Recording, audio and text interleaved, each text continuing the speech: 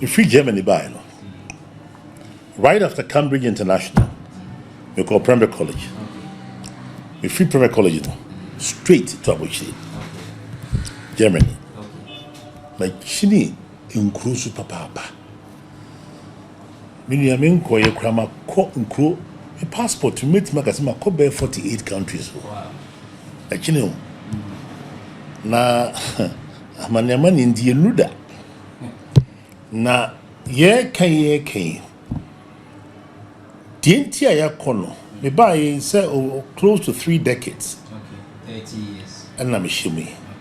And the woman say, Miam papa o woman, Mr. CF Baidoo.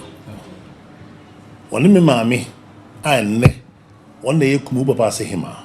Okay. Benkasi ba penny o se chedumasi. Yen chipa if you kumu. Na se chedumasi ni ko try. Mami ne ba penny.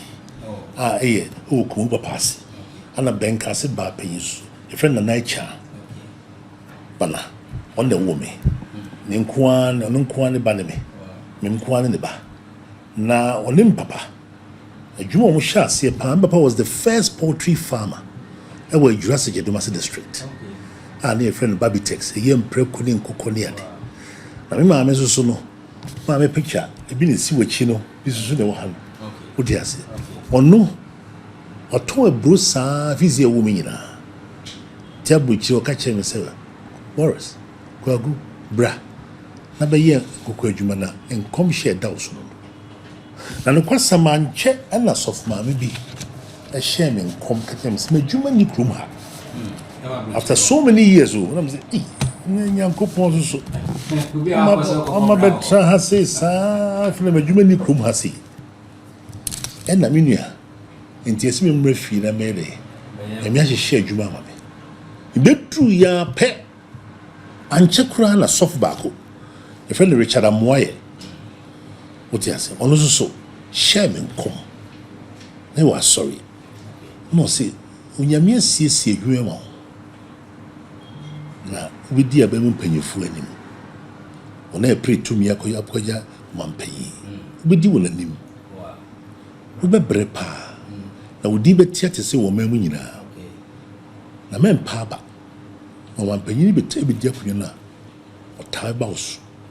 Otaba so so da ko ahini ne kwa wie ya obeden de friend say eba no odwumi nyina be sori utie me ye na e sori no e sori magana fo anyame apaw say brabede be fidi won okay edi question abusa me no se me ye adwuma no a me madwuma no sofo wo gina sori dem anyame afre no woni me the difference ni mu nyame afrem won kokwa adwuma nim etimi ye adwuma no a me de akoma tre ne timu kan eno nti na me ntimi produce ahoko bia basabasa no eno nti na me ntimi kan kire me poultry farmers e wo Ghana ha se obia produce ahoko bia da bi because me hu se de wo ye ne nya me ba wo me no be kan frenchim se de gina court no na Ghana force poultry farmers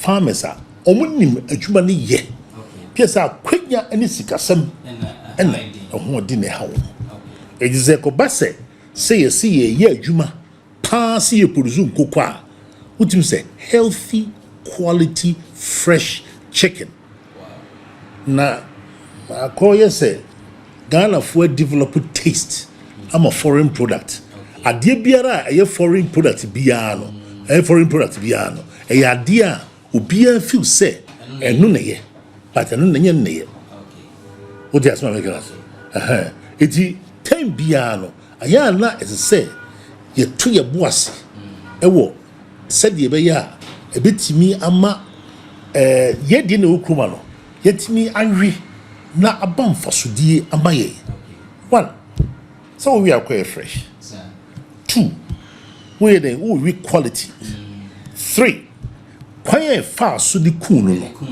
unim meme de ene nkremofo nyina hwebe nkoko because sabi a halal anything most halal is Islam doctrine no as I said aboa no enya di ogina ho come similar bompaye obi a wotwa bonti ma mogya ne nyinaa so ne afrim na wonim na me ka asem bi wo nhira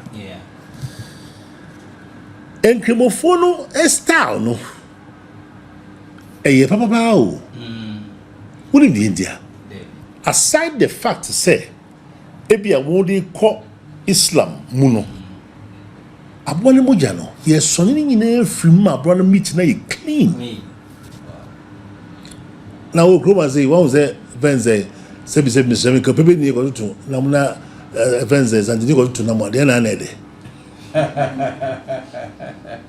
okay omunim nam ho adwuma wo ko Arab countries a enam ho adwuma no omunim men ka se bi wasante for de nyende ya na de so e boso mo bon kwan enti enso so ye na mom de omune se enam adwuma de na omukọ according to doctrine no entina na nefa ye memene se Christopher ne kremofo o man nyina ye kabom tra fefefe ye didie mu bibia mu kama na je se ama bibia koso kama enam na ye wie no yen kokon de ye twa omuti halal and your friend halal na je se ama obia timi wibi tina na no so hwe ya me call masalachi omu jimi fefefe so o de asma make us ama omu hira akono so sekre mu ni bia timi wibi